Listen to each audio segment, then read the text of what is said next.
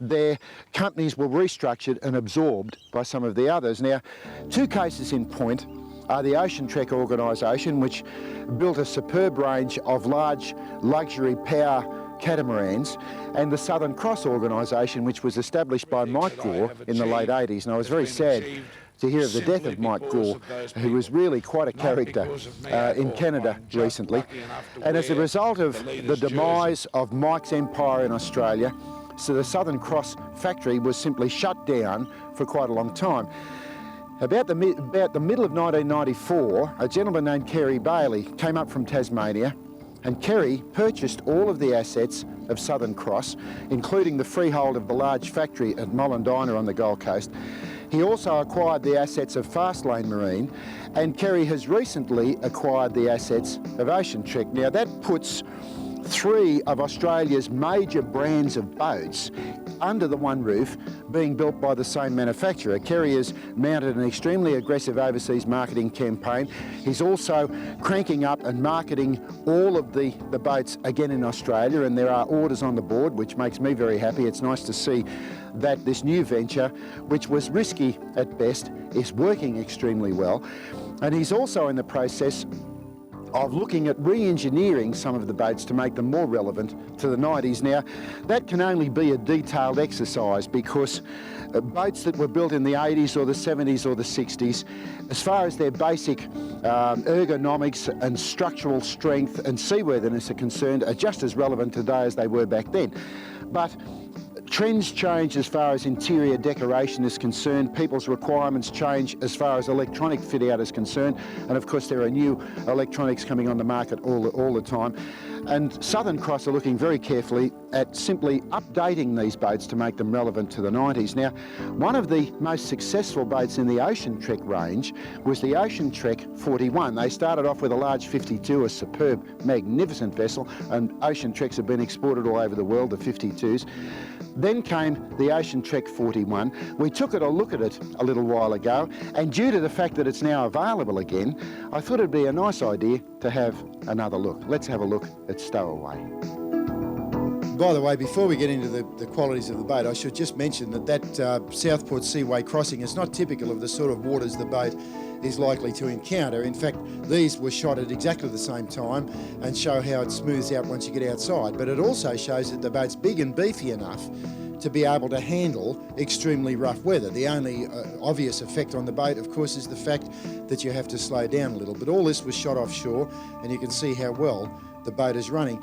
Form fits function, and I've often said that in relation to design of various boats. And John Eager established a new style for this type of boat with his long sloping foredeck and what he calls a command bridge, which is halfway between a straight cabin and a fly bridge, and gives some great advantages in the dynamics of the boat, particularly when it comes to the way in which the people who live in the boat are able to relate it to each other when the boat is in its various environments. With a fly bridge, the people on the bridge are isolated from the rest of the boat. With a command bridge, they actually become a part of the at-sea community, if you like.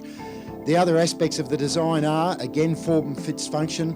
The way in which the interior of the boat is laid out, which we'll see in just a moment, makes for absolute maximum utilisation of the available space. But when it comes to performance, these boats have always come up with a remarkable degree of performance. Now, that's partly due to hydrodynamics, to the way in which the underwater sections of the boat are set up, but also due to the power units. These are Fiat 300 horsepower wastegate turbocharged diesel engines which drive through levee, surface piercing stern drives and give Stowaway a speed in excess of 30 knots with extremely economical cruising at around about 24 to 26 knots. Again, the dynamics of the boat are absolutely superb.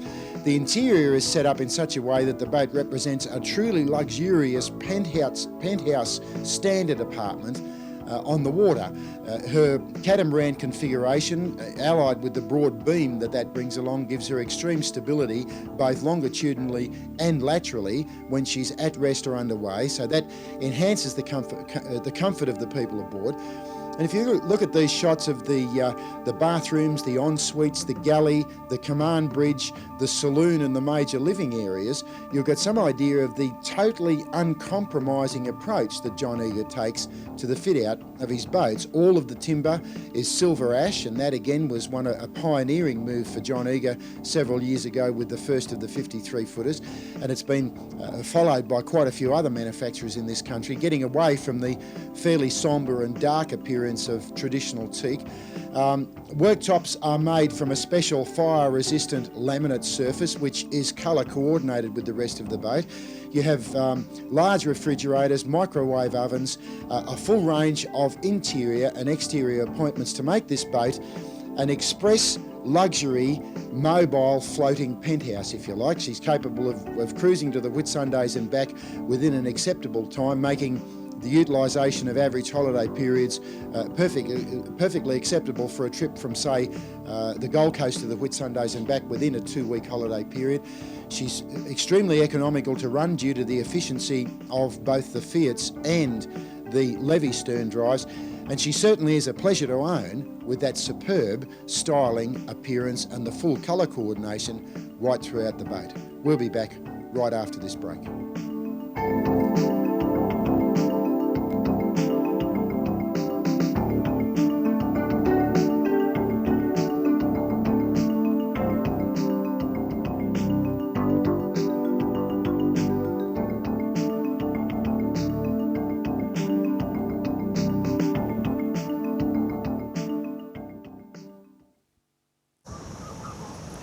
Well, Bruce, over the last couple of weeks, you and Neville and I have looked at your new range of graphite-backed reels and how they all fit together and their various purposes. But I was very interested to note that you also have an array of peripheral fishing gear, of accessories that you manufacture in the factory as well. Yeah, we're very proud to say that we do make all the items in the factory ourselves.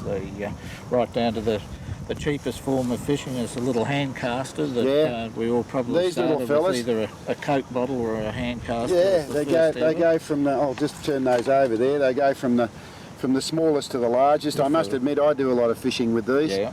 They're wonderful for lines on a boat, and the bigger ones you can pull a fish in fairly quickly by winding the line back onto the caster, Neville, can't you? Yeah. Yes, you can get the pressure on it. Yeah. On the line. Now you mould all those in the factory? They're all moulded with the 5 injection moulding machines we have. And, right. As you'll notice, a lot of the accessories are based around the plastic side, which is from the tackle boxes, the bait buckets, the sieves. The yabby pumps are all stainless steel for pumping yabbies. The sieves can help you pump in a bit deeper water, and for the sake of putting a 16-inch BMX bike tube around it, you can let them float in the water. Okay, so you've got a floating sieve, because we're actually seeing that happen at the moment, where the sand is being pumped out through the sieve, and the yabbies hopefully are being left in the sieve. Yeah. But as you say, you can put a BMX bike tube around that, and that will actually float next to you. Yep. Yep. Is it, Neville, is it better to pump in deep water, in water for yabbies? Well, no, it isn't, but sometimes it's unavoidable. If it's you want high tide. yabbies and you've got high tide, Yes. well, you've got to have a sieve under those conditions. So it's a good way to go after them. Now you've got some little compartmented clear top tackle boxes there, but Bruce, I also noticed that you have one of the old phenolic tortoiseshell pattern tackle boxes. Now, I had one of these when I was a kid, and you were saying before that was patented before the Second World War. Yeah, it's a very old design, and as I said, we still make them right up to today. A couple of times we've wondered, when they get down in sales and you think, oh, well, we might never be making them again, but you still keep selling them, people keep buying them. And the same dies? Yes, same original dies. Still That's going. amazing. Yeah. That's amazing. But, they're very easy to operate, turn, lift the thing out. You've got quite a good number of compartments, and away you go. Absolutely Still wonderful. Now, there's a little book there, and I've had a good look at that book. In fact, I read it with great interest. You've published that book as a guide to fishermen. Yeah, it's more aimed probably at the starter fisherman, either a teenager or somebody that's never done a lot of fishing before. It's got very basic ideas, and yet the basic ideas came from top-class fishermen. Right. And if somebody was to buy one of these little books, they're available in most tackle outlets. Yeah. Because if they read that, they've got a very good starting grasp on the art or the sport of fishing, as you like to have it. Right down to guides in the back that show you what size rods to put with what size reels, which is very important to have a balanced outfit. Yes. And then a little bit about how to look after your reel as well. Great stuff. So it's a really comprehensive little book.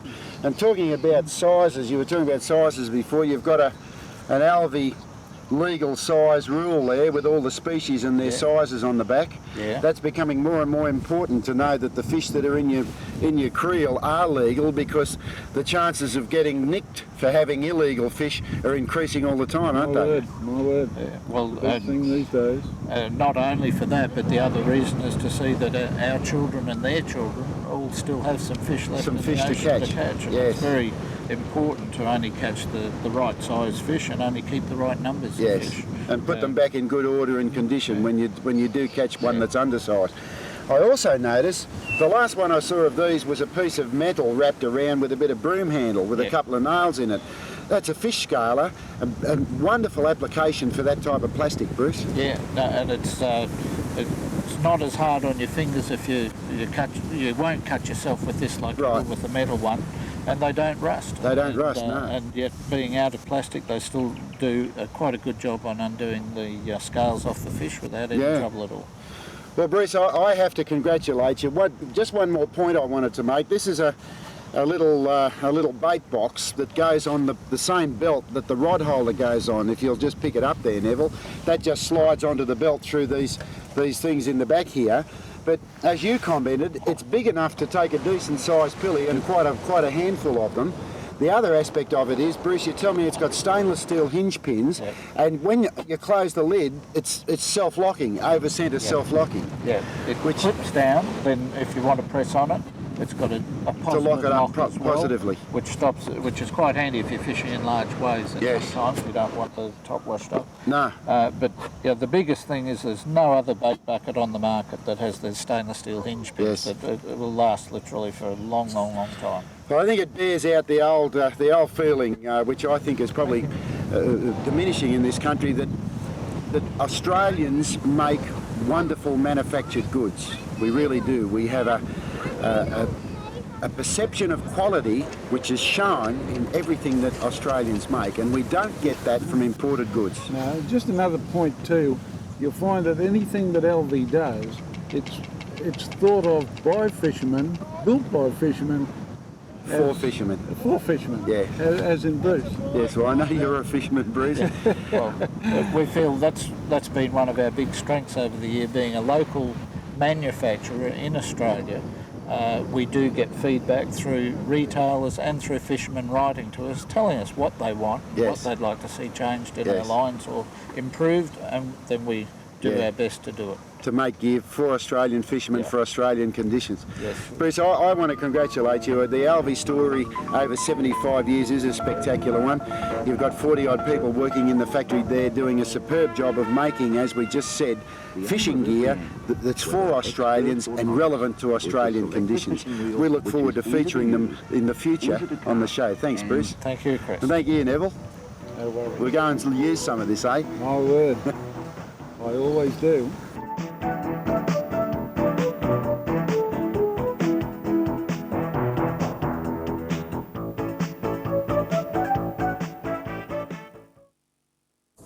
Welcome back. As most of you are aware, I'm something of a classic car enthusiast, and as a result of that, I read most of the magazines that are published in Australia about classic cars.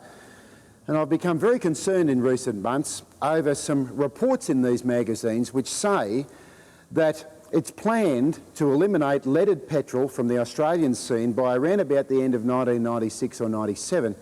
Now, the arguments about the environmental effect of leaded and unleaded petrol and all the rest of it can be fought out in another place, but that causes me great concern, because it will mean that hundreds upon hundreds of thousands of perfectly good cars will be forced off the road. And that in turn means that a lot of people will be disadvantaged. A large percentage of people who can only afford to drive older cars will no longer be able to afford to drive at all. They'll be forced off the road.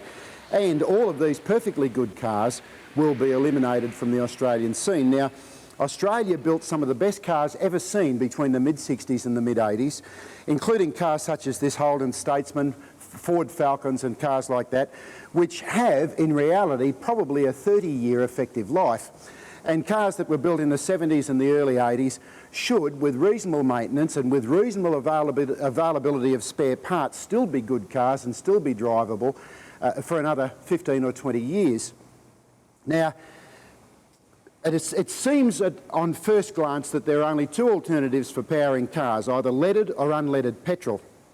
Leaded petrol is seen as a culprit by putting free lead into the atmosphere and poisoning our children, etc. The reality is that unleaded petrol is far more toxic in both its burnt and unburnt form than leaded petrol could ever be, and its emissions are worse if the catalytic converters don't work. And in most cases, for cars that drive under 60 k's, they simply don't work because they don't get hot enough. But as I said, that argument can take place in another place. There is a third alternative, and that's LPG, liquefied petroleum gas fuel for motor cars. And I cast about because I don't like to see cars as good as this one taken off the road, and I found Performance Autogas at Southport on Queensland's Gold Coast and talked at length to Bill Villagomez about how gas affects the running of cars. Now, I ride around in taxis in Sydney occasionally, and I always talk to the drivers. Virtually every taxi in Sydney is on LPG. They'll do 600,000 or 700,000 k's without pulling the engine out and with no problems whatsoever. LPG is far more economical than petrol is, only because it's so much cheaper, at least at the moment. That could change as well once the government gets onto what's happening. And even though they use more in litrage as far as mileage is concerned, the LPG is around half the price of petrol, so it's considerably cheaper. Now, as far as the dynamics of the engine are concerned, the technology for fitting LPG gas to a driver in order to make LPG work extremely well. As far as cost is concerned, that's a very interesting thing as well. It costs somewhere between $1,250 and about $2,000 to fit LPG to a car. Now, $1,250 would be for a standard 4 or 6 cylinder petrol car. $2,000 would be for a 4-wheel drive. Your range is hugely increased. In fact, it's almost doubled when you go to dual fuel, which is a great advantage. And also, Boral Gas, who provide the gas for these cars, have a scheme whereby they will subsidise the fitting of the equipment to the car. You pay a premium on your litrage of gas for around about a year and pay your gas fit off over that period of a year. Now that means that it's costing you about the same as it would cost if you were running on petrol because the gas is so much cheaper, and at the end of the year you have the gas fitted to your car and you really haven't felt the cost. Now that's done on an interest-free basis. Now the other major question that comes up as far as gas is concerned, or in fact as far as any type of fuel is concerned, is emissions. LPG has the lowest level of emissions of any known automotive fuel. In fact, as far as its effect on the atmosphere, the inversion layer and the ozone layer is concerned, its effect is virtually zero. So it is also the most environmentally friendly fuel for internal combustion engines that's available anywhere in the world, anywhere on the market. So with all of those factors, not only can you fit LPG to a modern unleaded fuel motor car to great advantage, but you can also keep cars such as this, some of these magnificent older cars, on the road and thereby overcome the disadvantage of the fact that if you don't fit the LPG, your car within a couple of years will be forced off the road. That is a terrible thing to contemplate. LPG is the way to overcome it. We'll be back right after this break.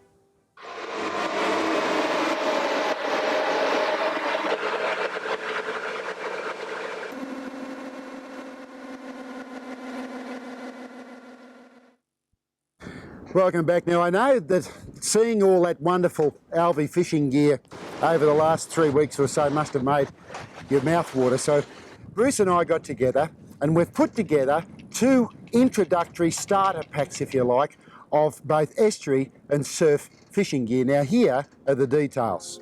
Our estuary fishing package comprises an Alvey 500B graphite back reel, an Alvey 500 series 7-foot graphite rod, 500 metres of 9-pound line, a tackle box, assorted hooks and sinkers, and a copy of the book Becoming a Better Fisherman. Now, the retail value of that is around about $80, perhaps a little more than that.